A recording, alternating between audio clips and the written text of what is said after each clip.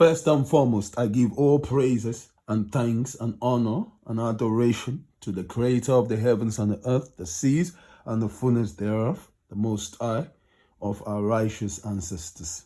Today, I will like to show you why it is safer to focus strictly on the laws, statutes, commandments, ordinances, and righteous judgments of the Most High instead of the stories in the Holy Scriptures we have today. So basically, I want to show you why I believe it is of our best interest, especially as the children of Jacob, aka Israel, the children of the Most High on this earth, to stay focused strictly on the laws, statutes, commandments, ordinances, and righteous judgments of the Most High instead of the stories in the Holy Scriptures that we have today, that is before, that we hold, we can buy and purchase from the bookshops today.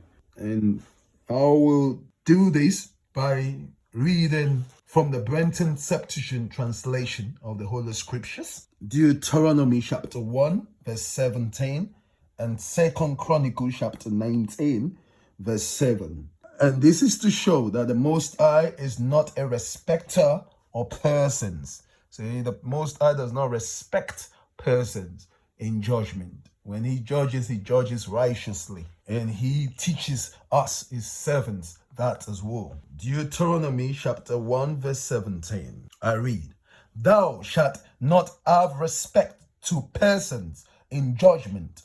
Thou shalt judge small and great equally. Thou shalt not shrink from before the person of man, for the judgment is the Most High. And whatsoever matter shall be too hard for you, ye shall bring it to me, and I will hear it." Yeah, so the instruction is very clear that we, the servants of the Most High, shall not have respect to persons in judgment when we judge. Thou shalt judge small and great equally. So whatever you are, whatever the case, or whatever the person, or whoever they are, whether male or female, whatever, thou shalt judge the matter equally. Thou shalt not shrink from before the person of a man, for the judgment is the Most High's, and whatsoever matter shall be too hard for you, ye shall bring it to me, and I will hear it. I'll read the next 2 Chronicles chapter 19, verse 7. "And now let the fear of the Most High be upon you, and be wary, and do your duty, for there is no unrighteousness with the Most High, our Creator. Neither is it for him to respect persons, nor to take bribes." The Most High is not unjust in his doings and dealings. So we ourselves, his servants, we are not to be unjust in our doings and dealings. So that's that one. Now, looking at there is no one law for the rich and another for the poor. So you don't have different standards of judging righteous judgment. You know, it's purely righteous judgment. What is wrong is wrong. What is right is right. Who is wrong is wrong. Who is right is right. If both are wrong, they are both wrong. You know, things like that. No gender biasness. None of all that nonsense. The Most High don't do them rubbish. And we servants are not to engage in those nonsense. Because whatever we sow, we will surely reap. You know, like they call it in the world, karma. But there is the Most High's law. It's been set on righteous judgment. So be careful. We've got to be careful. But yes, what am I trying to do today is to show us that it is safer to just follow. Why? The reason why I believe it is better and safer and recommendable to just follow the laws, statutes, commandments, ordinances, and righteous judgments of the Most High, rather than sticking to the stories in the scriptures as an example of life, like to live. or to judge. I believe it's an error, and I will show you why. It's futile to stick to those stories. Some of it are okay, but as we read the stories, we must use the laws, the statutes, the commandments, the ordinances, the righteous judgments of the Most High, which He has revealed to us, to filter the story and to know what to embrace and what not to embrace for our own good, so that we ourselves would not be a bunch of hooligans wearing the garment of holiness, which is really a mess, really. It's really a mess. So, yes, I'll read Leviticus chapter 19, verse 15. Leviticus chapter 19, verse 15. I read, "Thou shalt not act unjustly in judgment. Thou shalt not accept the person of the poor, nor admire the person of the mighty. With justice shalt thou judge thy neighbor." So, still yet justice. The Most High is focused on justice, justly. Don't say, okay, because that man is more richer, or that man is poor, you be against the poor, or that man is rich, you be on the side of the rich, or that is a male, you be against the male, or you be on the side of the male, or that is a female, you be against the female, on the side of the female, just based on your own strange emotions or sentiments or agenda or whatever it is, that a man could be full of, because indeed the heart of man are wicked, desperately wicked. Who can know it? So the Most High say, nah, none of that nonsense. None of us should do none of that nonsense, because He is watching. He is watching. We must do things justly, and everyone will pay, So now, from what I have just read, the three scriptures, Deuteronomy chapter 1 verse 17, 2 Chronicles chapter 19 verse 7, which shows that the Most High is not a respecter of persons, and He's told us not to be a respecter of persons. Don't try to say, okay, because this is a male, you make judgment in favor of the male just because it's a male, or you make judgment in favor of the female just because she's a female, or you make judgment in favor of the poor just because he's the poor, and you make judgment in favor of the rich just because he's rich or she's rich. That we don't do none of that nonsense. That we have to be just in our doings and dealings. Then Leviticus chapter 19 verse 15. And there is no one law for the rich and another for the poor. That we need to be always just.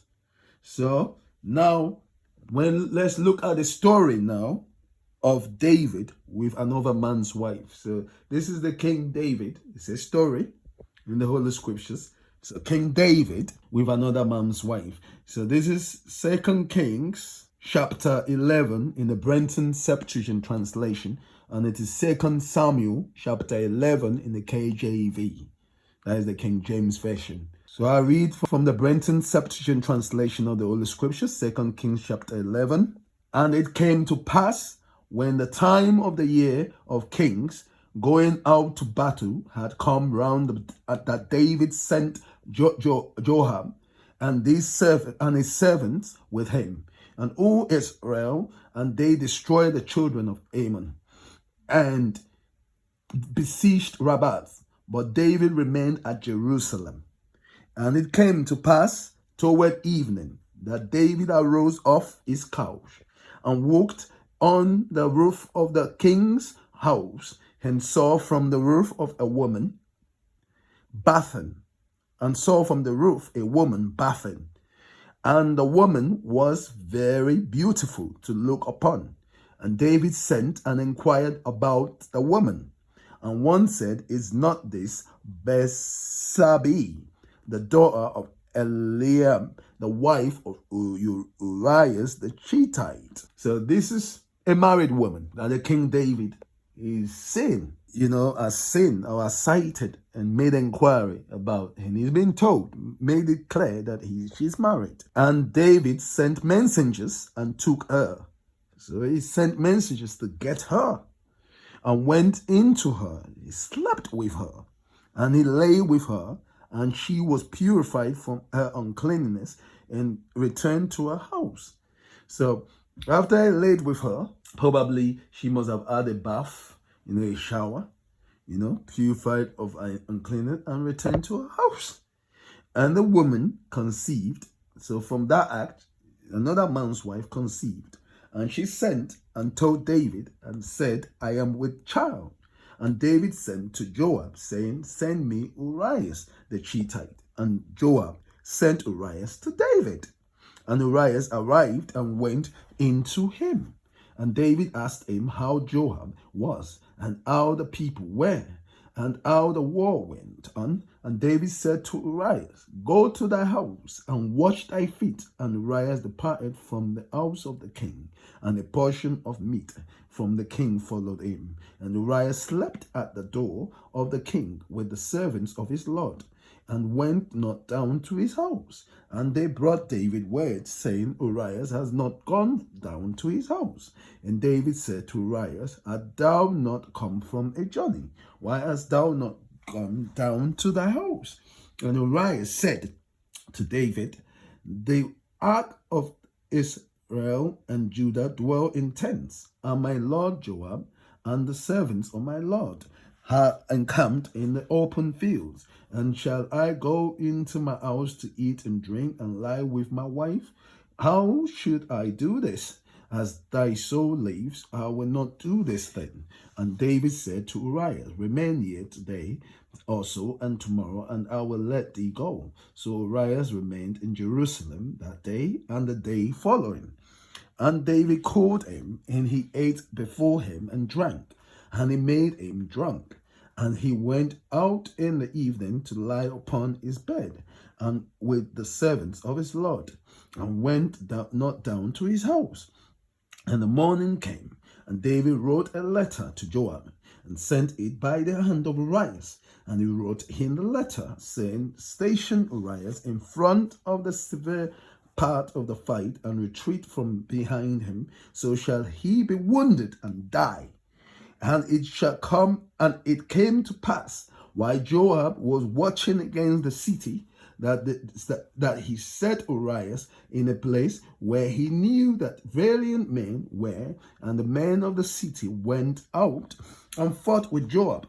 And some of the people of the servants of David fell, and Urias the Hittite died also. So I won't be reading any further. I recommend that you read further. You read and understand the story. But as of those who are familiar with the story, I know I don't really need to say much. But for those who are not familiar with this story, it's I would just summarize it, but I recommend you read it in your own time, at your own time. Yeah, so this is the King David committing adultery and also committing murder of the husband of the woman he committed adultery with. He made several attempts to make that man sleep with his wife so that he can cover up his evil act. But the man refused, because the man was a patriotic fellow, someone who loves his nation and a true patriotic soldier. He was a true soldier. He didn't want to relax until the war is over.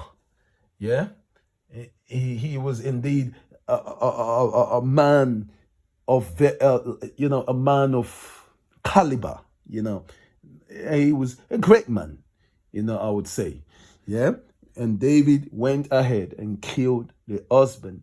This man ordered that he be put in a war front, in a combat front. And he got killed as a result. Yeah? All right. So now we know, when we look at the laws, the statutes, the commandments, the ordinances, the righteous judgment of the Most High, we see that adultery is a sin punishable by death. So that means if you commit adultery, you sleep with another man's wife, you must be killed. You will die. You will be punished by death. And if you kill another man, murder, in the sense murder, like what he's done, an unjust killing, if you do that, it's also blood for blood. You die. So he's committed two great sins punishable by death. And because he's a king, for some weird reason, he did not pay He wasn't killed, but instead the child of of that adultery, of that act, died. But King Solomon came from the same woman, the adulterous woman. Yeah. So he was not killed for two of his crimes. That the righteous judgment was death, and instead his sons were paying for what he's done.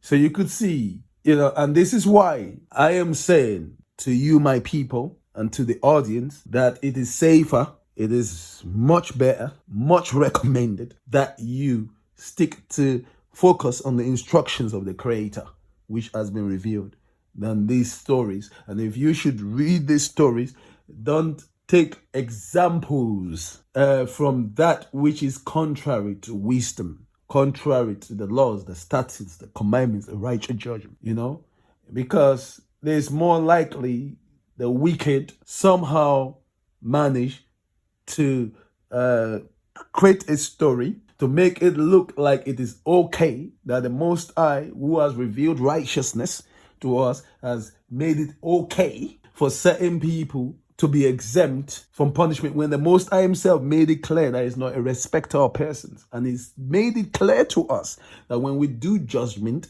we should not respect persons. It's not because he's a king, he's going to get away with it. And not because that person is a cleaner or a bricklayer, he's going to be punished for the same sin that the king got away with. So this is man-made, this is man's nature. Wickedness, the heart of man are desperately wicked, who can know it? This has nothing to do with justice. There's no justice there. So this is why I say we stick to the instructions of the Most High. Yeah? So that we don't follow these stories and become wicked ourselves and start quoting stories and not knowing that it's wickedness that we are quoting, and wickedness that we are literally embracing or accepting to ourselves. Serious wickedness, wicked heart, become wicked just from these stories. These stories. Stick to the laws, statutes, commandments, ordinances, righteous judgments of the Most High, my people. Be warned. Until next time, salam alaikum.